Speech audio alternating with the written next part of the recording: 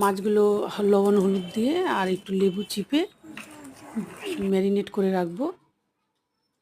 তারপরে মশলা করে নেব। আমি এখানে রসুন দিলাম, কাঁচা রসুন, আদা, কাঁচা লঙ্কা আর জিরে আর পেঁয়াজ দিয়ে আমি ভালো করে এবার তেল দিয়ে দেবো। নেব মশলা।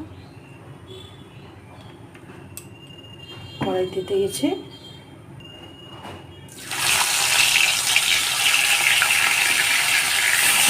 মাছগুলো আমি ভেজে নেবো। এখানে মাছগুলো ভেজে নেবো ভালো করে মাছগুলো ভেজে নেবো। তেল গরম হয়ে গেছে,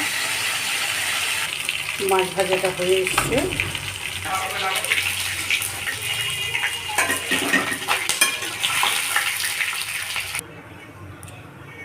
সবগুলো মাছ ভেজে তুলে রাখা হলো। কড়াই গরম হয়ে গেছে, এবার আমি এর মধ্যে তেল দিয়ে দেবো। তেল দিয়ে এর মধ্যে আমি একে একে জিরা, গরম মশলা আর শুকনো লঙ্কাগুলি দিয়ে দেবো। তেজপাতা দিয়ে দেবো।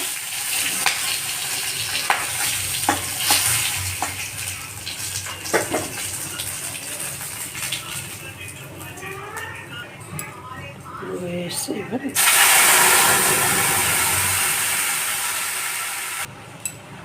একটু কুচি দিয়ে দেবো,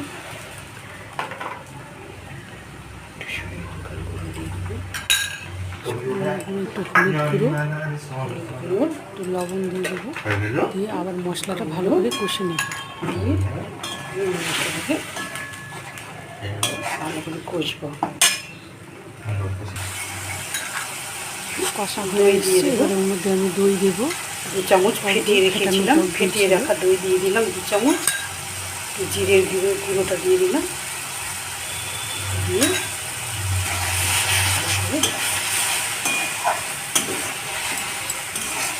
ভালো করে কষে দেবো।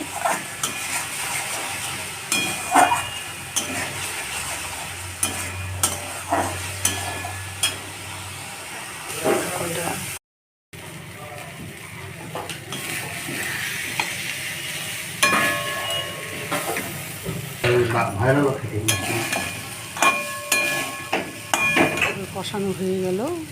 কষানো হয়ে গেলে আমি জল দিয়ে দেবো। জল দিয়ে দেবো, ভালো করে কষে নিলাম। তারপরে জল দিলাম, এই যে ফুটছে। ওটার পরে এবার মাছগুলো আমি ছেড়ে দেবো।